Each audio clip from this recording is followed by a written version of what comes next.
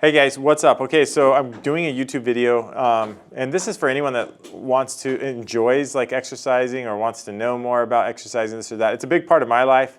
Every single morning I'm hitting the road. I always talk about like being proactive and reactive, and that's my proactive time for a couple hours in the morning. So I've got one of my best friends here, Tory, Adair. Him and I have been hitting the road for how long have we been doing events together? I don't know, almost 20 years. Almost 20 years of like doing endurance events, and most specifically just Ironmans. And so we've got a group of like 17 or 18 individuals that we know going to do a half Ironman in St. George, Utah in a week and a half. And the purpose of this video is basically, I think we have 4 newcomers, like 4 people that haven't done Ironmans yet out of the 18. Yeah. And I think probably just as many guys that haven't done St. George yet. And the cool thing about St. George is it's been around from, what year did it start? 2010. So. 2010. So unfortunately, like St. George is like a magical place for me just to show up and do this event. It's just beautiful. You feel like you're on a different planet. You know, it's just great. But unfortunately, this is the last year that Ironman and St. George, Utah are doing events there, so it's done. So the purpose of this video is basically do a race briefing. Tory is very knowledgeable about the sport and gets like into the details a lot more than I can. And I would like some of the new guys that are new to St. George and new to doing Ironman first timers just to go through the race briefing. So I'll just let Tory take it from here. You know, we're pulling in Thursday night, checking in Friday morning. Let's just start at checking in, like as far as what we do, because I know we got to drop our bike off at the lake and transition. So, yeah, it's a little bit more complicated than some race venues because you do have to drop your bike off at the lake, and in downtown St. George, which is 30 miles away, you've got to drop your bags. And there's 2 different bag drops and the lake drop. And you don't have a lot of time if you just end it from town for that one day. It's surprising with the traffic getting onto, because it's a state park where the swim takes place, and so the traffic kind of backs up, and getting in and getting out of there and getting your stuff set up. The bike really takes a couple hours, 2 or 3 hours. People underestimate that, and then they get behind in the day. And you really want to relax for the last day before.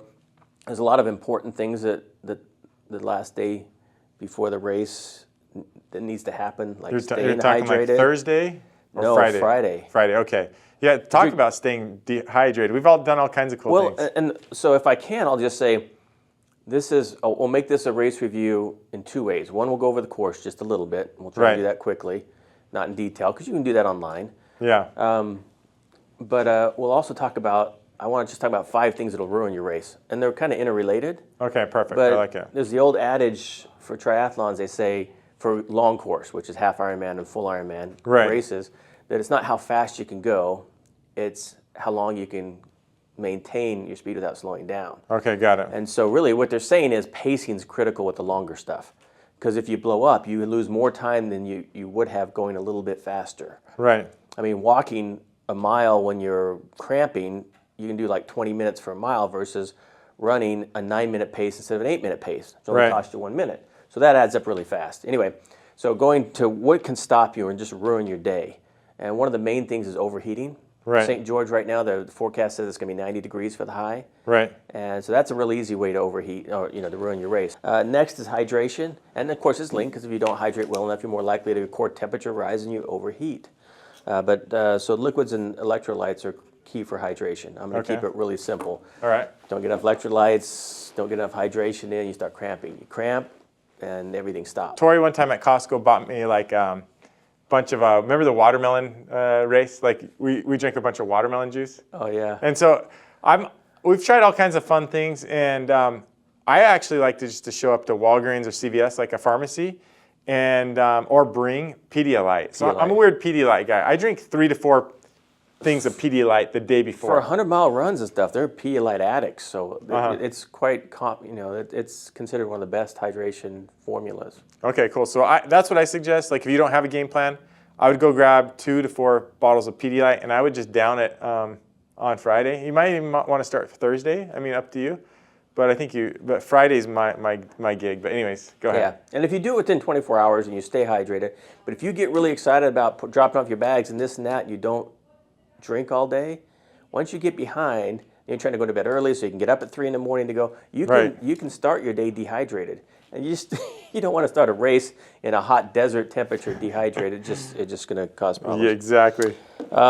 And number 3, we'll say nutrition, which is basically calories. If you don't get enough calories in, you bonk. If you've ever bonked in a race, it's hard to think. When your body runs out of sugar, your mind runs out. You can see the extreme examples. Go do a Google, YouTube, and talk about bonking on Ironman, and you'll see Ironman Hawaii. You'll see racers crawling to the finish line, and they stand up and they look like a baby giraffe. They just can't hardly coordinate. That's what happens when you run out of sugar. Right. And there's more advanced versus, there's simpler ways. But you just feel terrible when your body starts getting, and your brain starts shutting things down. And it will protect yourself and shut down your function if you don't have enough sugar. Let's talk nutrition. So a lot of like things that you read say just like stick to the nutrition that you're doing throughout your training. And so I'm never like focused on nutrition, like hardly ever. So my nutrition is not the same training as it is race day. It's just not. So this is what I go by. Like if I think drink, drink. If I think eat, eat. Mm-hmm. And make sure that you're doing that consistently. So I typically, for nutrition, like to start off the race, like what I do in the morning is I like to eat like a banana or like a Cliff Bar. Okay. So that's what I typically like to do is like maybe a banana and Cliff Bar. Nothing like a lot, but still you got to put, I don't ever put calories in my body before I go to work. But before the race, I'm like banana and Cliff Bar. Yeah. What do you eat before the race? Yeah, so anything bland like oatmeal, toast, love bananas. They're great. Things that aren't going to cause you GI tract issues, and you want to do it, the ideal is 3 hours before. I'm not always good at that, but 2 hours before I usually have finished my breakfast, and so I don't have to be, have a full stomach when I go to start to swim. And I just kind of like do like whatever feels great. Like right now I'm thinking like I want a Red Bull. So I might even take like a small Red Bull before the swim, like with my banana, and just to give me some energy and get that heart going. If you're trying to grab like goos or Cliff Bars or blocks, whatever the volunteers, that's when I got taken out by that guy. It was like going in and out on my bike trying to get some water. So the least you can minimize, like especially grabbing nutrition, it's dangerous. Those transitions on your bike are dangerous. People are slowing down, cutting in and out. That's where you're going to get in a wreck. So take all your nutrition with you, but I don't take all my water with me because I don't want the weight, and I'm okay grabbing the bottles. But I do fill up my bottle full of like Gatorade and then I alternate. Like if I'm going to fill up my bottle of Gatorade to start and I drink all the Gatorade, I'm doing a water next. And then I'm doing a Gatorade on the bike if I'm drinking that much. But I just don't drink that much in 60 miles. How about you? So I'll drink about 20 ounces per aid station. Okay. And the aid station is about every 20 miles. Okay. And so I'll pick that pace up as I get later in the bike ride. Yeah. But the earlier aid stations tend to be more crowded, and it tends to spread out a little bit over as the pace goes on. So I like to kind of skip the first couple aid stations, have 60 ounces of water on me in the beginning to start with. And I'll drink 40 ounces of that, and by the time I'm at my third aid station, right? And I'm sorry, I said it's 20 miles per aid station. It starts off. Actually, I think they're 10 per aid station. Now I'm thinking about it. I'm thinking about Ironman. A lot of times they're 20, but I think Half Ironman's 10 every 10 miles. Is it? I'll skip the first two and I'll catch the third one. So I'm 30 miles in by the time I've drank about 40 ounces. Okay. And I'll pick up a 20-ounce sport top or whatever and pour it in and get rid of it. But that's pretty much. I don't really have a lot of problems on the bike with my hydration. Right. I want to remind people that you don't want to try to stuff so much in it. You've got to pull over and use the porta potties twice. A lot of times there's lines. It's not easy to stop, and they can be kind of dangerous when people cut across you to get to the porta potty. So it's nice not to overhydrate, and a lot of times your first 20, 30 miles, if you're hydrating well and drinking a lot, you may have that problem. But once you get past about halfway, your chance of overhydrating are close to zero. I mean, you've already swam 1.2 miles. You've already biked 30 miles or so. Your body's probably down quite a bit. And if you start pouring in whatever you can take in your stomach, you're probably not going to have to hit the bathroom until you transition for the run. And I usually hit the bathroom when I transition for the run. That's a good sign for me. And especially if it's cold and you're not sweating. If you're not like physically sweating a lot, you're not going to have to drink as much as you think. It's a long day, but it's a 6-7 hour day, whatever you're planning on doing it. You don't have to like over drink that much. That's true. Especially if you hydrated the day before really well. Yeah. I think so. Good point. So, do you want to talk more of the race review now? I was kind of going through just a couple things. We talked about hydration, your core temperature. In St. George, because it is a hotter race, there are a couple places The run, your core temperature, because there's a lot of hills on the run, they've cut them back quite a bit this year. Yeah. So it's not as bad as it has been, but if the temperature is going to be in the early mid to 82 to 85 degrees while you're running uphill, and you're out in a large road, diagonal street without a lot of tree and shade, so you're going to be hotter than you think you're going to be. On the run. On the run. Yeah, you do heat up on the run. But we talked about drinking and nutrition on the bike. Let's talk about the run. I'd like just to hear what you do as far as drinking and nutrition on the run, and I'll throw some stuff in. Okay, so as far as drinking and nutrition on the run, I have my plan on the bike, and I like to carry most of my stuff, and I keep it really simple because I've noticed that GI tract issues take time to develop. Yeah. And I've had some in the past, and so getting over cramping and GI tract issue things, I just maintain my nutrition for the swim, pre-race, the bike, all just things that are planned and I'm taking with me. And I just grab water only at the aid stations. That's not necessarily for everybody else. That's my plan. It's worked for me. And you're not eating on the run very much. Oh, no, sorry, on the run, on the bike I am. So I'm only taking water from them. I've got my original nutrition and I've got gels. Sometimes I'll tape them on my bike. Sometimes I'll just put them in my pocket. Yeah. And those ones that they give away there at that race, they're using the Martins. Yeah. It's real good stuff. So for me, it's been really good for my system. I like for the bike, I like the Cliff gel bars. Okay. It's like 6 or 8 in there, and you just take 2 or 3, 4, just bite them off, put it back in your pocket. So I personally like those. I know Jeff mentioned this morning he likes those. Yeah. And I think Jeff's going to be drinking some pickle juice too. That can help cramping. Yeah. I've used it before.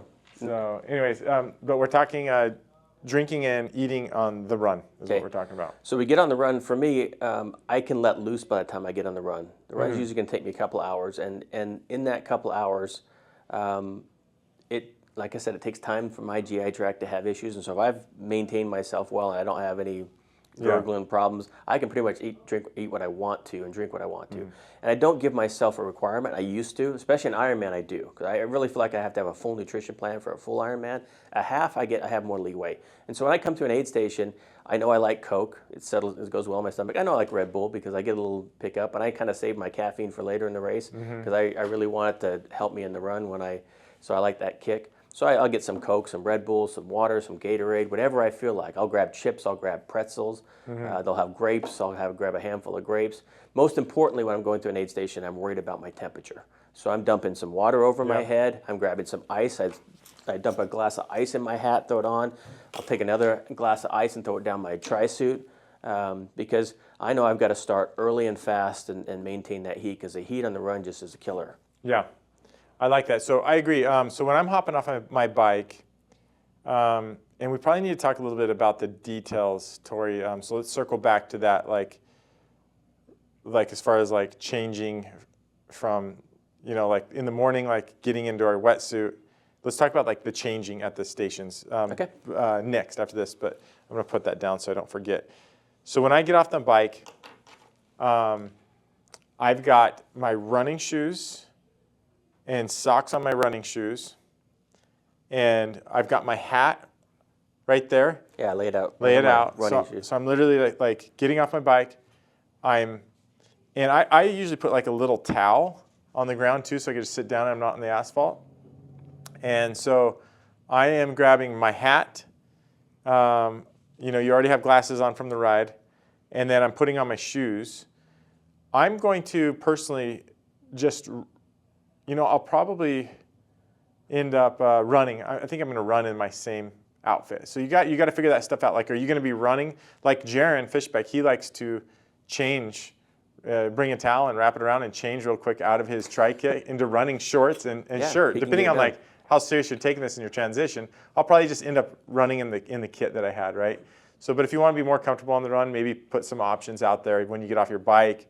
But just think that stuff through. Like, are you going to be running in your outfit you're biking in, or you want to put some run shorts on? And you can't get naked right there, and you're not going to run over to the bathroom, so you got to put a towel around you if you're changing shorts. So just think about this stuff. And it's different because a full Ironman, they have change tents. Right. You can run in those change tents, and you can have your bag, and they'll give you your bag when you come in because they see your number coming.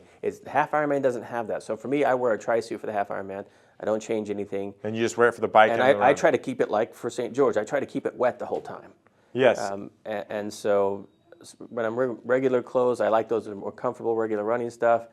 I'm not too sexy for my tri-suit, so I like to wear regular running clothes, but not for a half. I just keep the suit, keep it wet, and throw some ice in it. I don't transition anything but my socks, my shoes, my hat, and I keep a little Zip Fizz container, Yeah. an empty one in my shoe, and I'll put a little bit of a couple salt tablets, maybe an ibuprofen and an aspirin. That's key. And I was going to mention that. I have I come in and my water bottle usually has a little bit in it. I'll throw that and down it. So my routine, sometimes I'll take a gel as soon as I sit down, water, gel, in my little Zip Fizz container. I put my socks and shoes on, throw my hat on, and then throw my waistband. You got to throw your number waistband on. Right. And then I'm out of transition, 30, 40 seconds, but I've got those salt tablets are good for me. I typically don't get enough. I don't like a real salty drink on the bike. Right. And so, and the run, I know that it's going to take a little while for that electrolyte to get to me, and I'm just trying to keep from cramping 5-6 miles in. So I have to start some salt pills and do that start a little early. I like that. So, yeah, I'm glad you mentioned the aspirin or ibuprofen. I take that actually before the swim. I take some ibuprofen just because I don't want to feel pain like on the bike or and then I'll probably take 400 before the swim, when I'm getting my wetsuit on, and probably 400 also when I start the run, just so I don't feel the pain and I enjoy a little bit. It's going to be painful regardless. Yeah. I sometimes like to leave a Red Bull right before I hit the run too, just because I like that taste in my mouth. I can't drink it all, but I just like the taste. Me too. And they've said that caffeine actually affects your pain tolerance. And cool. The run's probably the most painful part. You've just been bent over on a bike for a lot of the time. Right. Your neck's kind of sore, your back's kind of sore. Your glutes and hamstrings are pretty worked, and so you're going to stand up now and try to run. And in St. George, you take off from the city center, and you're running up. You're going to climb 300 or 400 feet elevation in the first couple of miles. Yeah. And so if you've got that, you're already kind of feeling hard just to stand straight up and get a decent pace. It's nice to have a little bit Red Bull, a little caffeine, a little bit of aspirin, whatever. So that's been a routine of mine for a long time. So when you start the run, I'm going to go over what I do for drink and nutrition on the run, but make sure I put some sunscreen. You guys need to be putting sunscreen on before you put your wetsuit on. You guys need to be putting sunscreen on your arms and your legs and your calves and your thighs and your nose. And I know it's gross to get a bunch of sunscreen on before the swim, but when you get out of the swim and you hop on your bike, you're not going to be thinking sunscreen. You can take the time, but I'd rather not. Yeah. For you before, that makes a difference. And then they'll have volunteers as you're exiting with the run. Yes. They have gloves on. Right. And just their hands are full of sunscreen. And put it on your nose, the back of your neck, your ears. I already got. They slap it on thick, and then I get it on my hands, and I move it around while I'm running. And I get my ears and everything, because that's when you're really going to get it on the run, because you're going to be right in the middle of the sun, right in the middle of the day. Mm-hmm. And I've been crazy about sunscreen, and I got the biggest cut of cancer out of my ear right here just this year, and I just don't want that many more cuts. Endurance athletes spend a lot of time outdoors in the sun. You guys have to put sunscreen on before the swim, like 30 minutes to 45 minutes. Let it soak in good. Put it on from the volunteers on your way out of the run. So we're on the run, and just enjoy the moment. I'm just thinking through this. I am going to wear my biking jersey because I usually wear it like half zipped down just to cool off. And my biking jersey that I'm going to be wearing biking, it's almost like iridescent see-through, so it's breathable. I do actually run the St. George run wet. Yeah. So like you said, dumping water over your head. And I'm just sopping wet, and I constantly love having ice in my mouth and like in my hat and like where you can stuff it. So just run wet, run cool, watch your body temperature. I walk through the aid stations and take the drink of water, grab the ice, grab I think chips. it's worth the 10, 12 seconds. It's not a lot of time. Yeah. And again, having a pace that you can maintain the whole time versus blowing up, having a cramp, overheating, getting nauseous, throwing up. Just enjoy it. Yeah. So I strongly suggest walking through the aid stations. Just take a sip, enjoy. You don't need to go through there quick. Just if you can run the full time without walking in between aid stations in St. George, I think you're kicking butt. Yeah. And you can always do that at the end, because you can always skip the last 2 or 3 when you're on a downhill cycle. You're feeling good. You're feeling good, and your stride is good, because your body's got the hydration enough by that time. It takes 20 minutes to get in your stomach and get it to your blood cell, get to the muscles. So if you want to skip the last 2 aid stations, that's great. Last 3, but don't do that too early. Overheating early on you don't want to be walking. Anyway, so that makes sense if you're feeling good. So I kind of wanted to talk about like the changing. So you're going to show up, like we talked about, St. George is weird because T1 and T2 are in different locations. And so you're bringing your bike out to the lake and you're dropping it off. And then, so whatever you're wearing on the way to do the event, they're going to give you a bag, right? Yeah. And in that bag, you're going to throw in everything because you're actually not coming back to the lake. Yeah. So in everything that you have personal belongings, you throw it in a bag and you give it. So that's going to be the shoes you're wearing in the morning, the pants, the shirt, anything that you want later, and you're going to pick that back up after you race downtown St. George. And so just think about that. You don't want to wear too much heavy stuff because the bag's only like this, and you got to stuff everything of your personal morning belongings in the bag. And then, you're showing up in normal clothes, you're taking them off, you're getting your wetsuit on. So I made the mistake once, and I just wasn't thinking. I think it was during the full Ironman when we had changing tents. I actually was butt naked under my wetsuit, and the strippers went to strip the wetsuit off, and I remembered I'm naked. So they almost stripped my wetsuit off. I would be laying there naked. So, and I don't know what I was thinking. You got a lot of stuff. So wear your tri-suit. Ethan said, hey, I'm just going to wear my biking jersey and have the suspenders on and then put my wetsuit on, and then I'll put my biking jersey. I'm probably just going to leave everything on under my wetsuit because it dries off so quick anyways. And sometimes you get out of the water, you're freezing, and you're trying to put a shirt on. Don't worry about wearing... It's hard to get a biking jersey on when you're wet. When you're cold. Well, when you're cold and you're wet because it sticks and you just can't because it's tight. It's really frustrating to have a minute lost just trying to get one piece of clothing on. So I wear a tri-suit that fits under my wetsuit. And you don't wear gloves. I mean, it's going to be warm enough, guys, and don't be wearing gloves. Let's check the weather. We'll get really good weather cues actually tomorrow. But, I mean, from what it's looking like, it's going to be just a normal it says low of 64, high of 90. It's going to change probably before the race day, but it's looking great. I mean, not too much the wind. Day before the race is, here we go. We already got it. Saturday's 85. Oh, mine's at 90. Yeah, I mean, I'm sure it changes. You warm up quick. You don't need to be wearing gloves. I don't even wear socks on the ride. Well, and especially at that course, because as soon as you come out of transition, you take a left and you start climbing. And you take a left again, you climb clear on top of the mesa.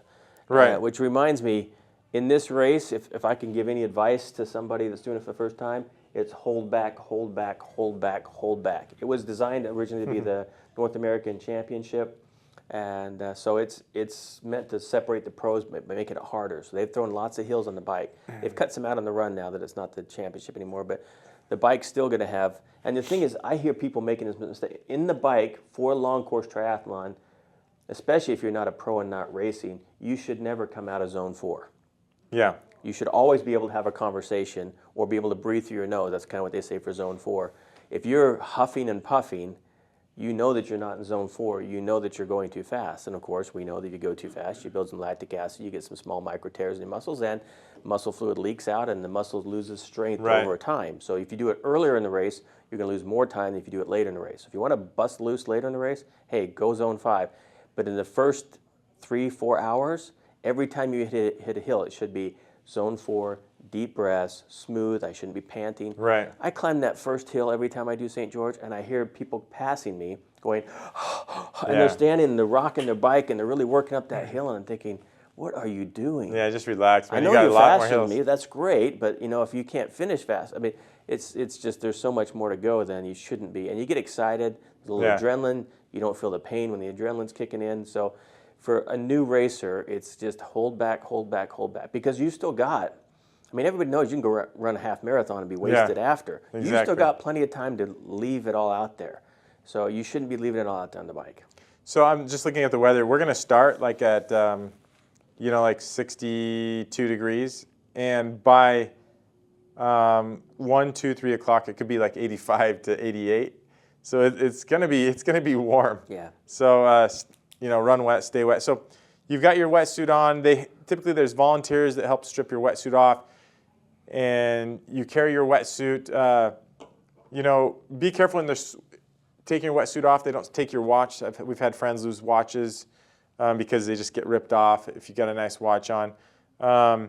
watch, I like my goggles. I don't like them to be thrown away. So if they help you rip your wetsuit off like right out of the lake, let them. Like, don't think you're going to get help anywhere else. And so lay down on your, have them unzip it, lay down on your back and let someone just rip it off. Like, it's so much easier to get help there and get it taken off. Run back, grab your, for the bike, you're putting your shoes on, socks if so. I always ride sockless. Not everyone does that. I just don't want to deal with it. So I just put my shoes on. I put my socks on for the run. Your helmet, your sunglasses, make sure your nutrition gets put in there. Take some aspirin if you're going to take it. And you already have sunscreen on. So, I mean, some people put additional sunscreen maybe on their nose or ears or neck. Don't forget your body glide or pre-race. Pre-race before you put your wetsuit on. Your wetsuit can rub on the back of your neck race day. So I'm always putting a Vaseline on my neck. Yeah. There's nothing like a nice sore on your neck as you're dumping water over your head and your salt sweat goes. Exactly. I mean, it's not that much pain, but it's just irritating all the time. It's like having a blister on your foot, and your tri-suit rubs on it all day. So if you get it in the first of the day, you got 5 hours of that open sore with the sun and the salt and the it's irritating. So I'm putting Vaseline on my neck, my chest, wrists, so you can get the wetsuit off, ankles, so you can get and I put it down below for when I hop on the bikes. So on the lower extremities where you're sitting on the saddle, just because you don't want to, so you can be put as much Vaseline on. I actually put Vaseline also on the run transition. I rub a little bit between my toes. Yeah. Just so I don't feel any rashes or this or that. So it's a little overdoing it, but it's just kind of what I do on race day. So we talked about changing.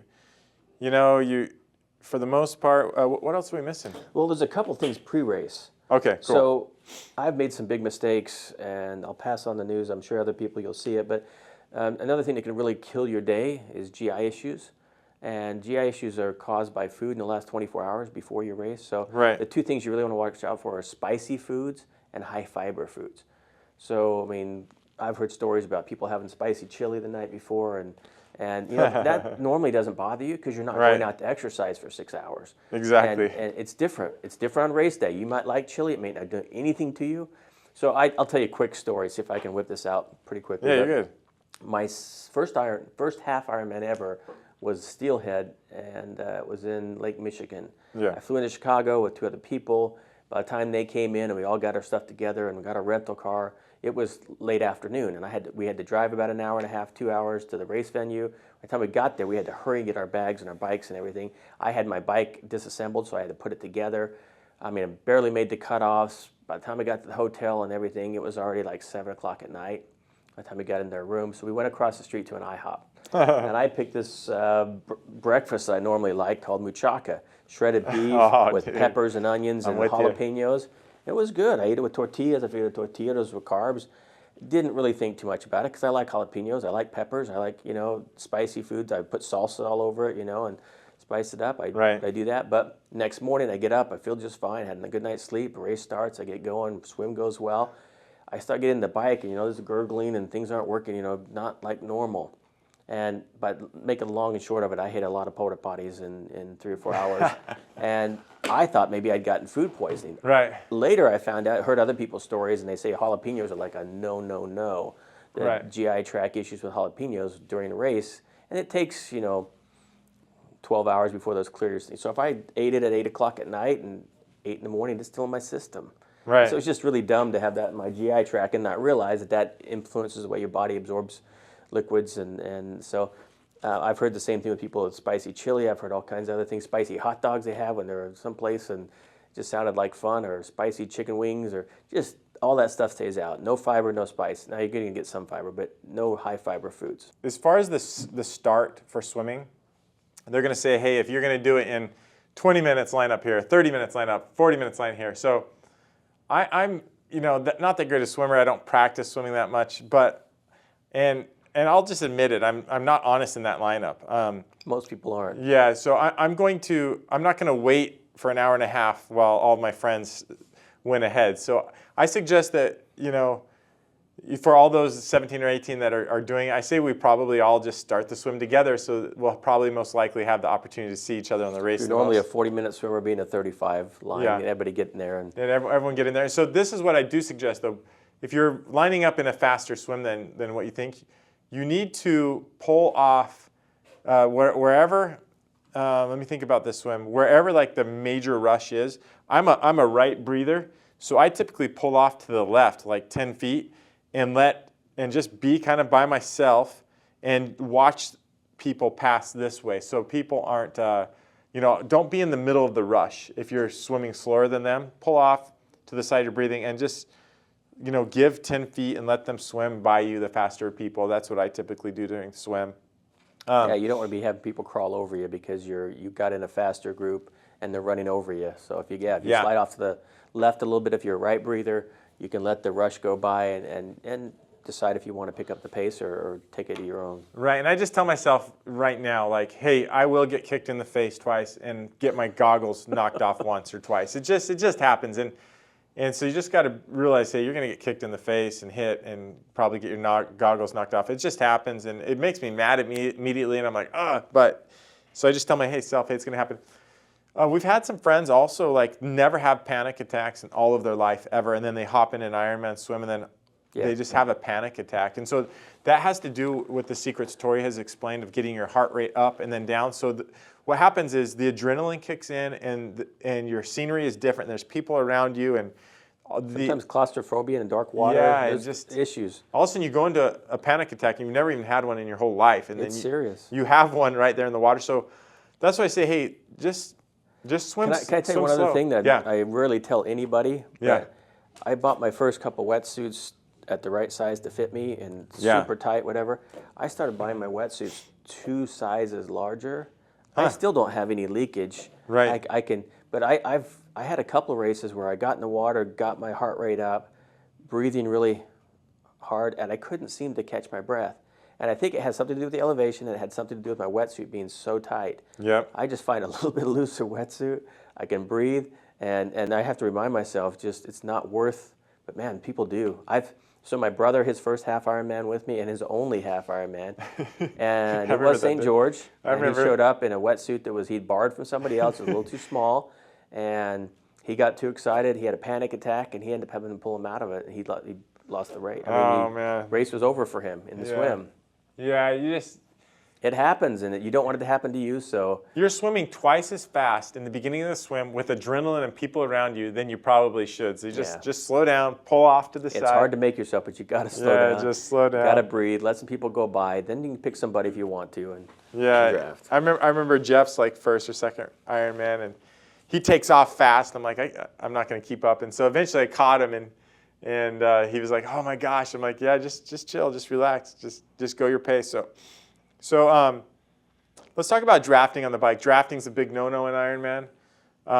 But when you climb the top of Snow Hill and start going downhill, you're gonna have groups of people drafting. It just happens. There'll be 5 or 10 guys that create. So if someone passes me, I like to, once they pass and it's safe, I like to get behind them and get a little bit of a draft for a couple, 2 or 3 seconds. It just makes me feel better.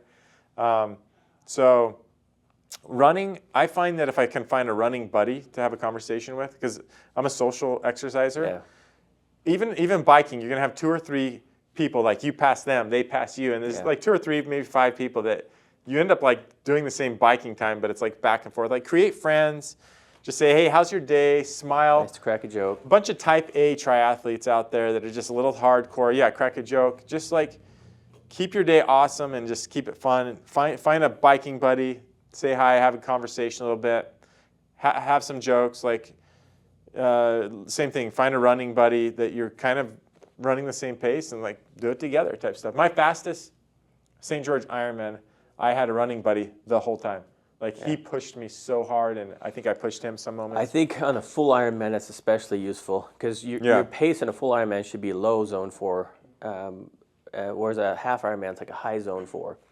Right. And so you not only should be able to have a conversation, you should be able to be comfortable having that conversation even on the run at the right pace for an Ironman, for a full marathon in the afternoon heat. Right. And by the way, when you slow down a little bit, your stomach absorption is better.